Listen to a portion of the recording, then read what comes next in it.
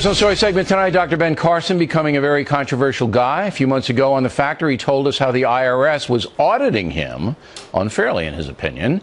Now the doctor's making the issue of government control a crusade. There comes a time when people with values simply have to stand up. Think about Nazi Germany. Most of those people did not believe in what Hitler was doing. Yep. But did they speak up? Nope. Did they stand up for what they believed? They did Very not. few. And you saw what happened. And if you believe that the same thing can't happen again, you're very wrong. And joining us now from Virginia Beach is Dr. Carson. So if you mention Nazis, you know you're going to get hammered. But what you said right at the end there intrigued me a bit. You said if you believe it can't happen again.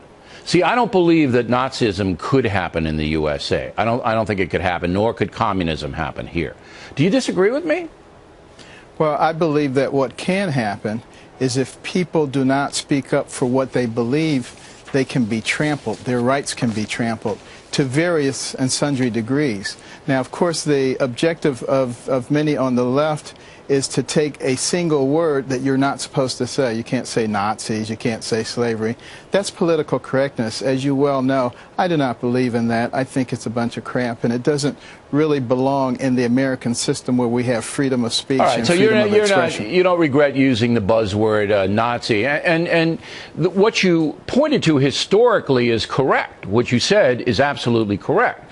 I mean, the German people, the mass of Germans, were not members of the Nazi Party, and they just sat on their butts and they allowed the fanatics to take over.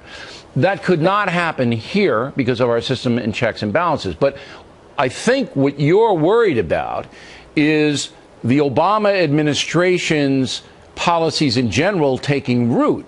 Is that what you're worried about? Well, there are a couple of things that I'm worried about. I'm worried about the fact that the populace is being silent and is not expressing what they believe because they're afraid. They've been intimidated. By whom? By the government. How? By the government and by the media, by the PC police. You say something, all of a sudden, like, this is a perfect example. You know, you're using an example of how people would not speak up.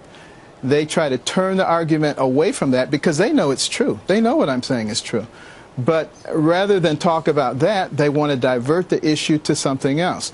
You couple that with the fact that our Congress needs to be a little more courageous, because the reason we have a divided government is if one branch of the government gets a little bit over exuberant, they need to rein them in.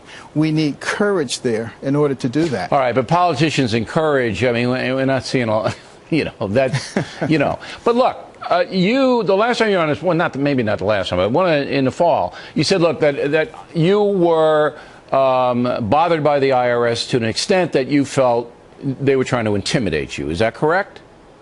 Yeah, I don't think it is coincidental. All right, so that's the government agency that you can point to in your life, Dr. Carson's life, that you believe was put upon you to shut you up.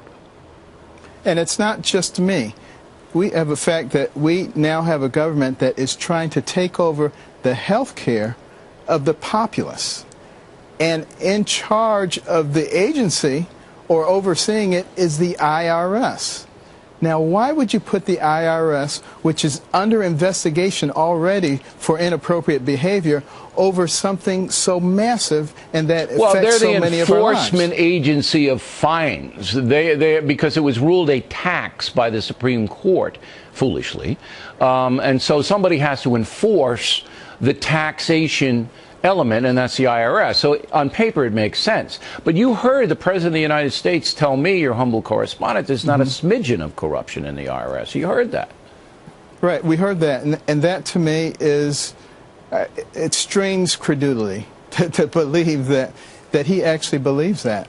But that we let people get away with it. This is what bothers me. The fact that the Congress doesn't stand up and say, no, you may not implement this program because a major portion of it is still under investigation, and we are not done with that. We don't do that in regular life.